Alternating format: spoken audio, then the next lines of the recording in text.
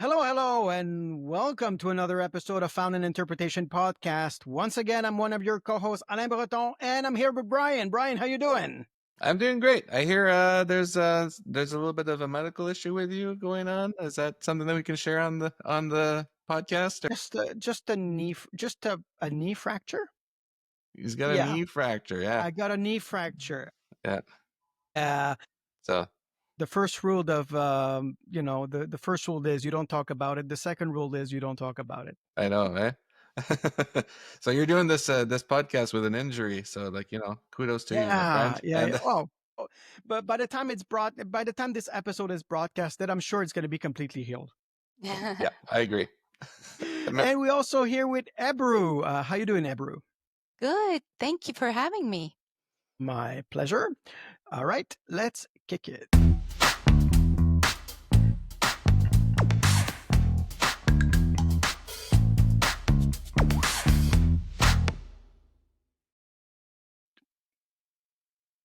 All right, so I will quickly read Ebru's bio.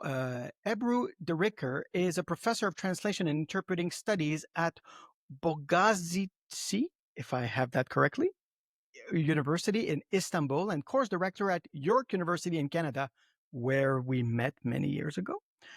She has been practicing interpreter since 1991 and has been teaching interpreting since 1997. She's also been a trainer in courses and in-house training programs offered by the AIIC, EU institutions, and US State Department, in addition to her book on de-recontextualizing conference interpreting, interpreters in the Ivory Tower. She has published books and articles on the sociological aspects of interpreting. Have I missed anything? Absolutely not. Thank you. I believe every word, so I think you're good. Even the ones that were hard to pronounce. They are, aren't they? Very Yes. academic. I just really tried my best. So, you do you do a lot of research and you publish a book. Why did you call your book "Interpreters in the Ivory Tower"? Actually, with a question mark. Yeah, that's with a question mark, right? So the question mark matters because it was my PhD dissertation, and I worked on this during the late 1990s, published in 2001. And at the time, the general discourse was, and to some extent it still is, that conference interpreters are really different. They're very different in how they work, in how they operate from, let's say, community interpreters or other language modalities like sign language interpreters, and much more like in the Ivory Tower, where the situation and the decision making, the regulation of the turns, etc., these don't really matter for interpreters, and that's why the question mark. Okay. I was under the impression that maybe it was like we are the people who kind of interpret for those who are in the ivory towers as well, right? Like we, in a lot of contexts, like I have always said that like 10% of the population basically tells what the other 90% should do with laws and regulations and all these different things. And so like we're kind of in a privileged position to be listening in as interpreters on this. Absolutely, Brian. So that's definitely one of the reasons why I referred to the Ivory Tower, because the general discourse is that interpreters, conference interpreters, work in settings precisely like you said, where the differences of power, tensions, these are handled between more equal people who have more equal rights to speak, more equal representation. To some extent, it's right, but that doesn't make the mediation any less challenging. It's just different. And interpreters, I try to look into that, have ways of dealing with this difference, but it doesn't make their mediation, their role, any easier, so to speak. Are you saying that interpreters also play a role as mediators? Absolutely. I mean, mediators in the sense of mediating meanings. So, take a look at conference interpreting and how we debated and how we've been debating it for long years. Mostly it revolves around the notion of a conduit. Um, Cynthia Roy has discussed this topic at length. A more mechanistic access to meaning. For instance, speakers, they say what they want to say, so they convey their meaning. We, as professional interpreters, access that meaning and then transfer that meaning to the words of another language. But it's rarely like that. I mean, you're both working as conference interpreters. How many times is the meaning so precise and exact that we don't think about the shades of meaning, about the kind of words we want to choose to render what we take as meaning? So that kind of meaning construction takes place in all kinds of settings. So you're saying that we have a lot of power in our hands to be able to do this properly. I do think so. We're both, according to my research, quite vulnerable because it's not easy. And there are times, when we have difficulties, there are times when others think we have made errors when in fact we have not. But when the communication fails, who to look for as a scapegoat. There are other times we keep the communication flowing with various different ways, textual and non-textual strategies, and nobody even notices. Other times they notice. So it's a very powerful position to be an interpreter, while at the same time quite fragile, which is really not easy. Would you say that it depends on the language combination in a way? Because if I take a look at my own language combination with French and English, of course, they're different languages, but they're so close to one another. Let's say if I compare English and Mandarin or Japanese, that there is less room to deviate from the original meaning. Perhaps, yes. Language closeness might play a role, but I think it has more to do with context. So, in context which are less tense, less adversarial, yes, that might play a role. So, with a language like Turkish, which is totally inverse to English, where everything goes the other way, or perhaps Mandarin, that takes place all the time. But even between French and English, think of really challenging, tense situations.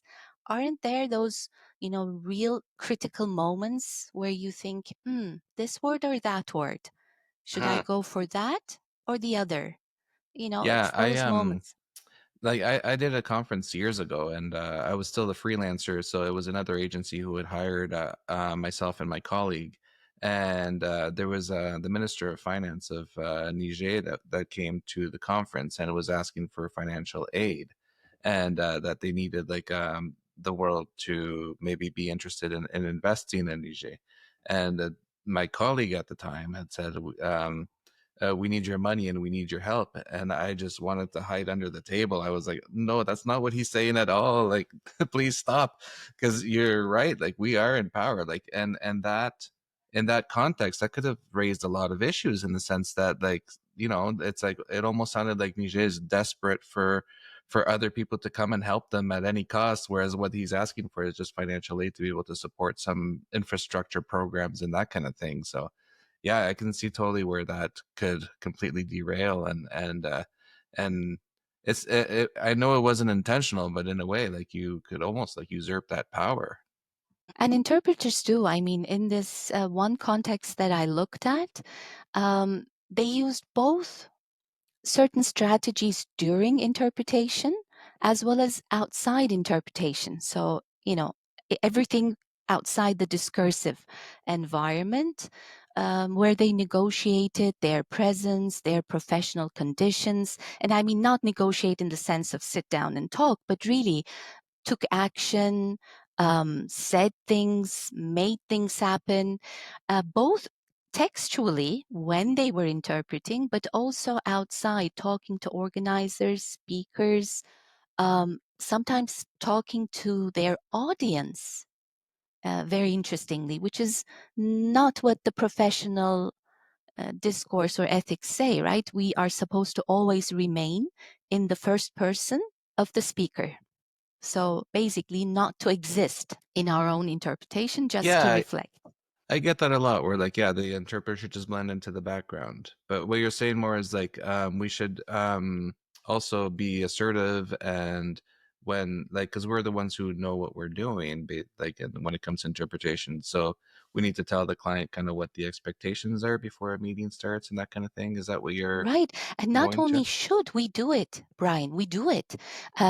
It's just not part of the professional discourse, so it's not very visible, but we actually do a lot of things before, during, and after meetings to make things work for us, for the client. For instance, textually, I mean, let's say the speaker starts to speak, right? In the conference that I analyzed, I looked at how the interpreters use the first person singular. So the I, which is supposedly reserved for the speaker. The interpreter always reflects the speaker's I. But it was much more complex than that. Depending on the situation, interpreters did a lot of things with the first person. Sometimes they blended into the speaker's I. For instance, they corrected a slip of the tongue, right? Implicitly, they actually knew, took action, corrected.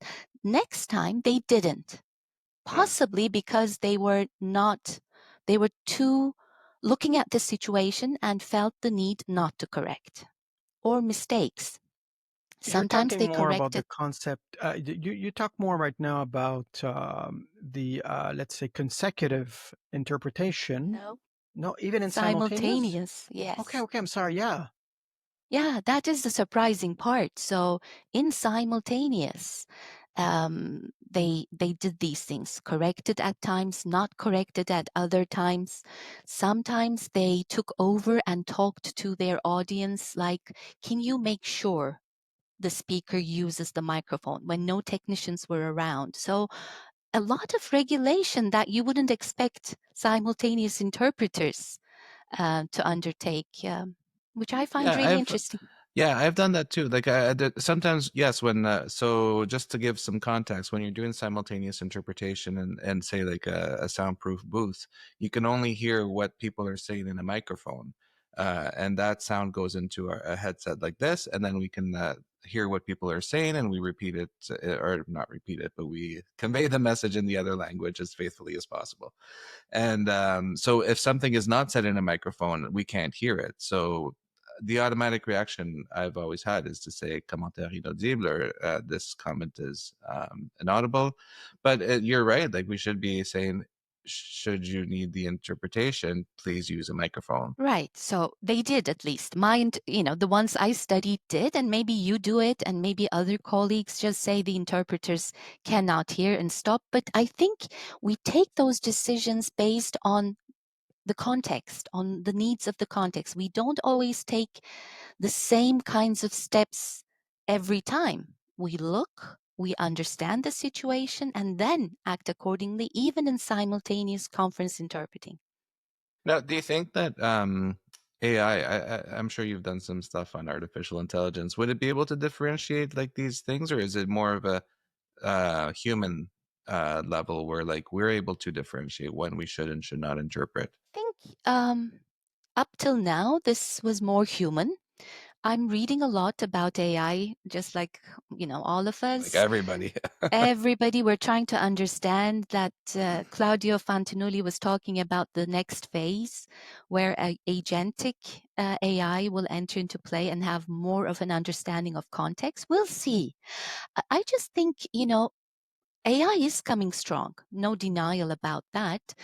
It will just also make us understand what is it to be a human communicator. What is human communication? I think we'll start questioning this more than ever. Like remote work, I don't know if you'll agree with me, but 3-4 years ago, everybody was saying, remote work, it's going to be the future, no need for offices. all the tools we need for remote work is there. I mean, not for interpreting, for all sorts of settings. Yeah, I was going to say And that. right? I mean, Antoine, take a look. Everybody is making it mandatory to come back. Almost, yeah. Yeah, and I mean, I threatening. feel like there was a big preparation for this back in 2008 during the big economic crisis, international world crisis. So like I felt like a lot of companies stopped traveling. They like the airports were emptied out. There was very little travel, and people were trying to find solutions to do things remotely to save costs. But there wasn't that technology at the time. So I think that, I think it did plant the seed to be able to eventually try to come up with a solution so that in case this ever happens again, which it did with the pandemic, that we would be better prepared for that kind of situation. And I think like a few of these tools existed before, like Slack and Zoom. Like it wasn't something that just existed when the pandemic happened. They were there before that, but it just became, this was their opportunity to launch it, and it made our world much more connected in a way, and it allowed us to do our job. If it weren't for that, we would have been unemployed for the entire pandemic. Absolutely. And Well, at least remote it work made it is more great. flexible, at least, because now we get to choose. Some people really prefer on-site. Some people really prefer to be online all the time. I like to do both. I like to travel and also to balance professional and personal life. But I wanted to come back for a second on what we were saying now about artificial intelligence, because you were saying what makes us, we'll realize what makes us human. And I was interacting with one of the AI agents the other night, and I showed a picture that intended to, it was sarcastic humor. And I asked it, and I said, can you explain the joke? And then it kind of made up something. And then I said, no, but the picture, the character that you're seeing is this character. And I was basically trying to guide the AI to see if it would figure it out. And after, let's say, a 20-minute discussion, basically, the AI and I figured out what the problem was. And the AI said, I realized that I cannot prioritize the information in order to understand the joke, but humans can. And I thought that was revealing, because as humans, we judge a situation, and then we can establish what are the priorities, what is the most important thing and less important things. And when we're doing interpretation, that's what we do. It's not only about words, sentences, and ideas.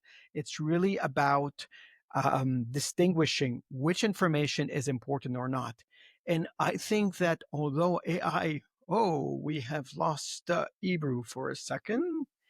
All right. Brian, did you see her? Finish your rant about Well, AI. I'll be able to edit it later. And we're back. Sorry, in the middle of my rant, Ebru got disconnected. So this is the fun part of being live, pre-recorded, or whatever you want to call it. We were just talking about how great this whole Yeah. technology was. Exactly. Remote work, right? That's we love it. We said. Yeah, flawless. But the whole point I was trying to say earlier is just that AI cannot. What the conclusion of the conversation, the interaction that I had with the AI was basically the AI said, I can't get the joke because I can't prioritize the information. And then I realized that that's what we do as interpreters all the time. We prioritize information. We are always judging, because we're not just repeating words and sentences. It's beyond that. We're always thinking, what is the most important aspect that I should give and take? And you're always juggling with that.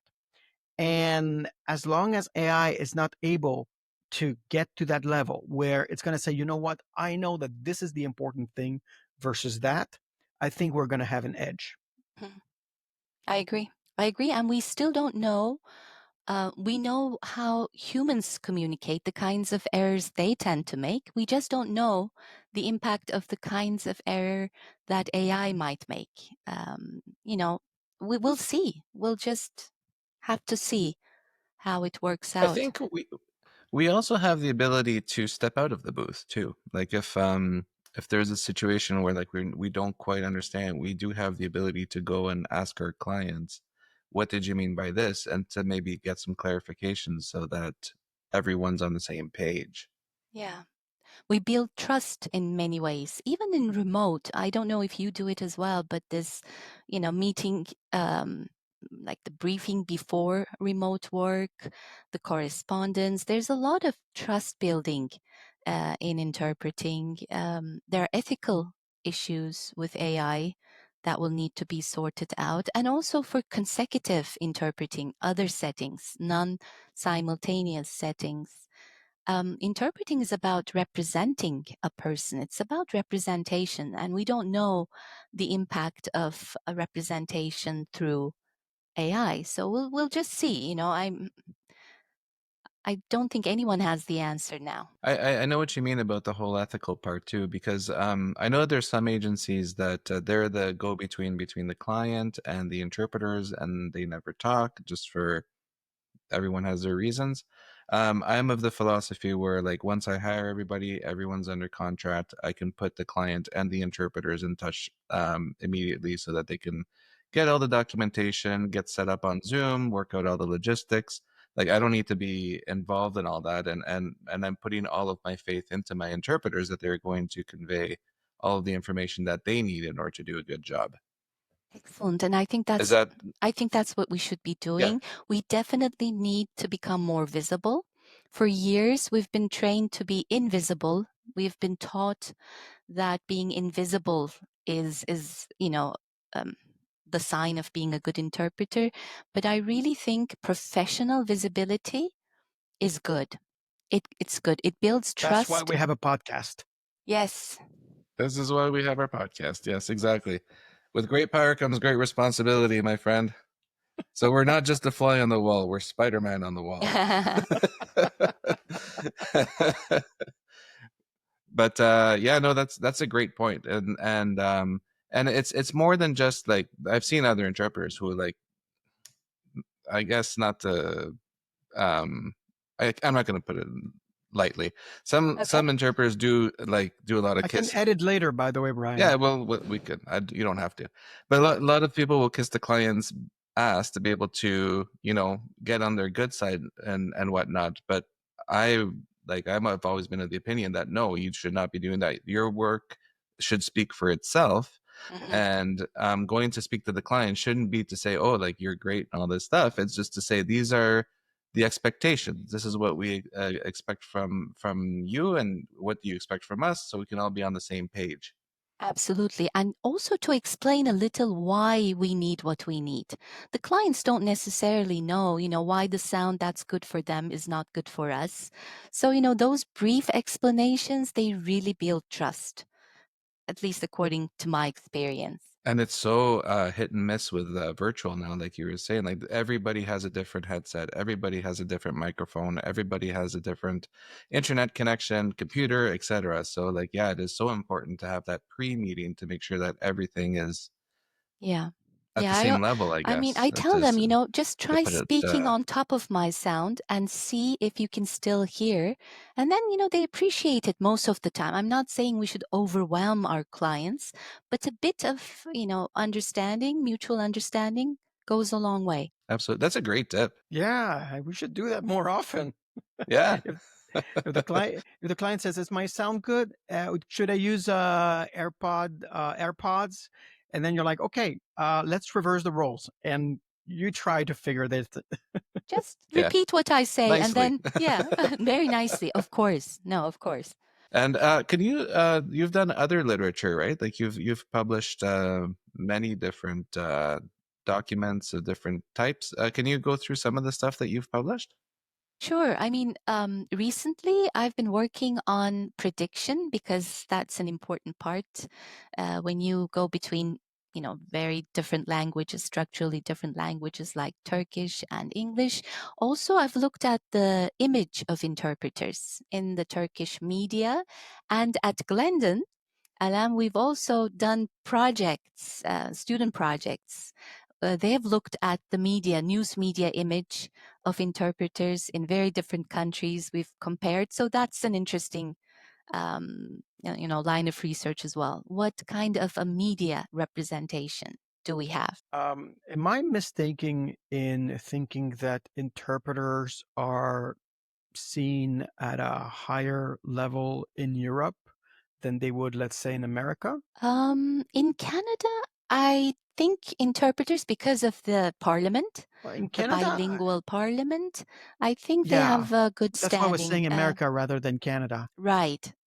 Not so much in the US, I think, where, well, recently, because of a lot of diplomatic, encounters, which did involve or not interpreters, they've become more sort of foregrounded in news media. You can think of some of the, um, you know, press conferences held at the White House, for instance.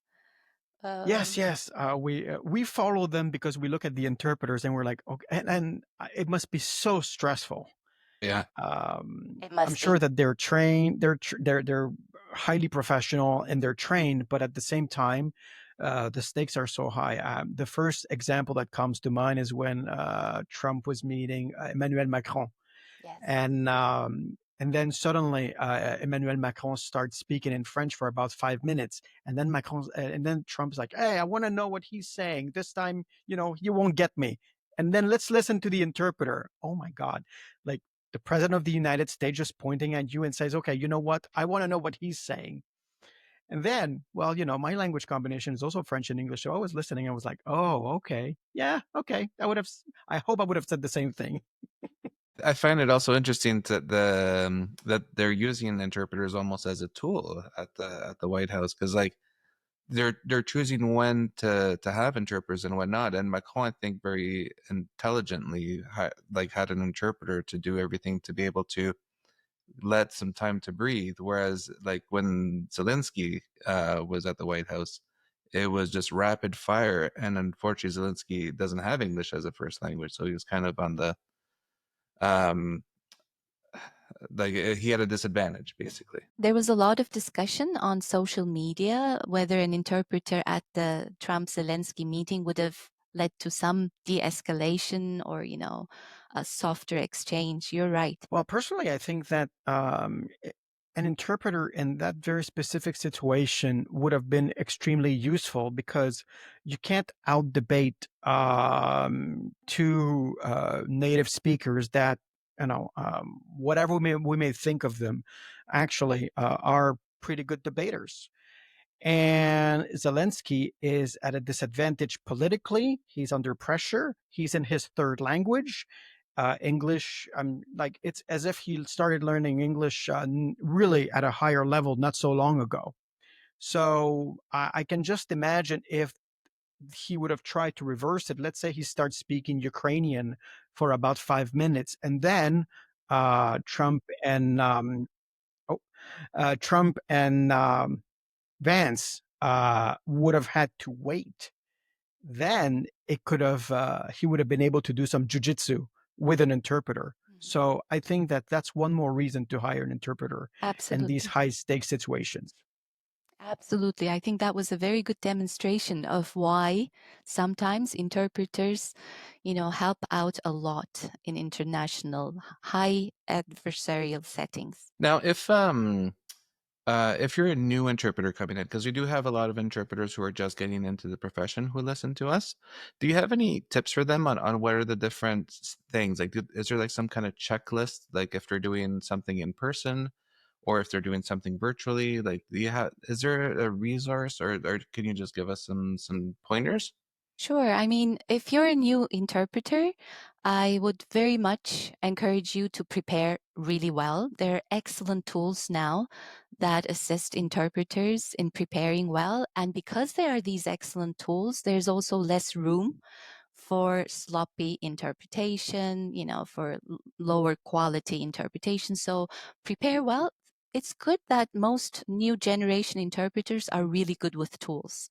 So they will indeed prepare well, but preparation and the tool, I love that, sentence, they are not the skill. So, you will still need to practice a lot on improving your skills on client management, stress management. So I hope they will, take their time to practice their skills together with the new tools that are available. That would be my greatest tip, because sometimes my students sort of confuse the tool with the skill. It's okay to have a perfect terminology base in front of you, but if you do not have the skills yet to integrate them into a fluent interpretation, they're not going to be doing the job for you. Not yet. So work a lot on practice, not just, the tools. So if you're an interpreter, you should be practicing Yeah. preparation and the interpretation. Yeah, and listen to yourself. That is always an Yes. excellent advice. Students do it. It's really great, but we professionals, we don't like listening to ourselves too much, do we? It's actually very I good don't think practice. there's very many people who do like listening to themselves, like the sound of Yeah. their own voices. Yeah. Well, some do, but most don't. Well, I've started, to be honest, I've started recording myself systematically at every occasion, not necessarily to listen to myself, although I put sometimes every once in a while I put it a few minutes and I'm thinking, did I do well or not? What can I change or what can I adjust? But it's also to protect myself. If the client says, well, we didn't like the interpretation, at least I have a backup and I can, send it to the agency and say, well, this is what my performance was. And I had to deal with these and that issues, the internet connection, the sound quality. He was not using a headset or whatever the reason. But although there was all of that, here's the performance. Wow. And I've used that a few times now, and actually it saved my reputation in front of the agency. And now the agency, and then I get a call back, and sometimes I get, wow, okay, well, we get it. Thank you for providing that, and then I delete it afterwards, of course, for all the reasons that we know of. But at least I have that backup that I will keep in my file in order to protect myself, because we're not in the booth live. The agencies, they are in different. In my case, at least, I'm in Quebec City. They can be in Toronto with Brian, or Montreal, or Vancouver, or whatever. And suddenly, they don't know you. They haven't met you in person, and you're just a voice over the phone or just an email. So they don't really get to know you, and they're not there to check on you. So I think it's important nowadays to think about protecting yourself and your reputation, because we don't know people as well as we're supposed to, because we don't meet in person. That's very interesting. All right. So you had to use it a couple of times. Yeah. Wow. Actually, I had to. There was not really complaints, but sometimes I'm like, oh, how did it go? Or one time, oh, the client didn't like you were saying this word rather than that word, and I There you listened go. to myself again, and I said, well, in this context, this was the appropriate word. Oh, okay. I send the segment, and then they're like, oh, okay, we get it. Thank you.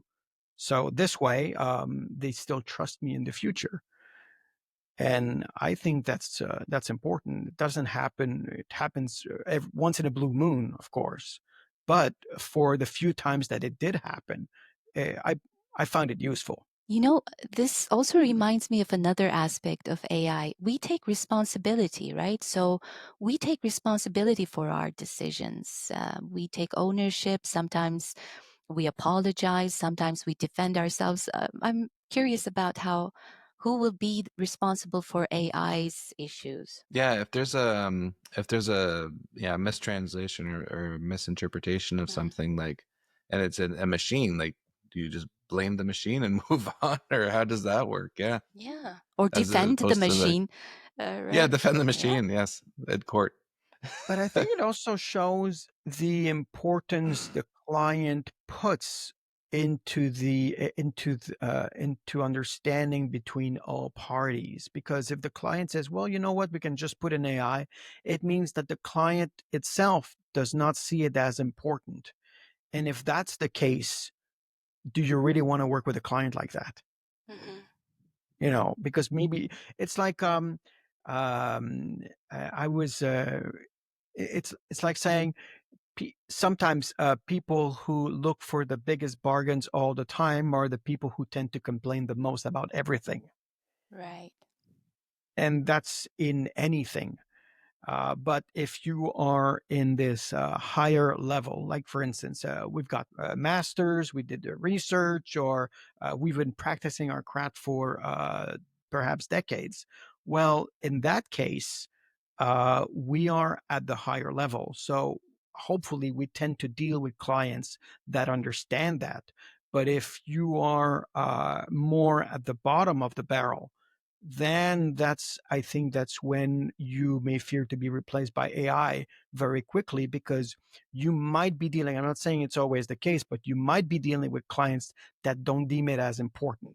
Mm-hmm. I think you're right. Yeah, and I mean, yeah, it's there's that aspect, and there's the price thing too. Like when you're talking like, oh, it's a lot cheaper to do AI, but yes, but what are you getting in return? And maybe, the more AI is used, the more people will understand there's also a cost to using AI, and there are certain aspects that that will get lost with AI. But we will see. We will see how AI will perform. I tend to think, at least for some time, we will use AI to assist us, but not be replaced. At least that's Yeah, what I think. and people have options right now. Like you can choose AI or in person. You can choose the lowest bid. You can choose whatever. Like it's a free market basically. It So is. Yeah. I guess also like you need to in a way like educate your client that you get what you pay for in a lot of what times. Like I was doing a conference with and there was an AI tool doing the closed captioning. Mm-hmm. And like I said, everything that we hear in the microphone, we interpret. But the conference was over, but someone forgot to turn off the closed captioning. So the messages kept on going on the screen, even though it was done. And then like there was someone who like during the break went on their phone and was like close to the microphone.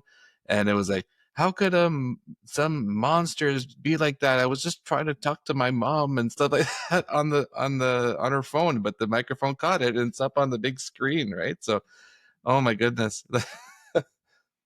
you get what you pay for. Well, it's when you're saying that AI is a tool that will accompany us. I mean, I think of driving. Driving now is safer than it was 10, 15 years ago, because although cars may be able to drive themselves, we don't. We still drive, but we have assistance. And I don't know the statistics, but I suppose that there's less deaths from car crashes on the road just because we have these computers helping us drive now. They didn't completely replace drivers, but at least it comes from an assistance. You were talking about, Ebru, you were talking about research earlier.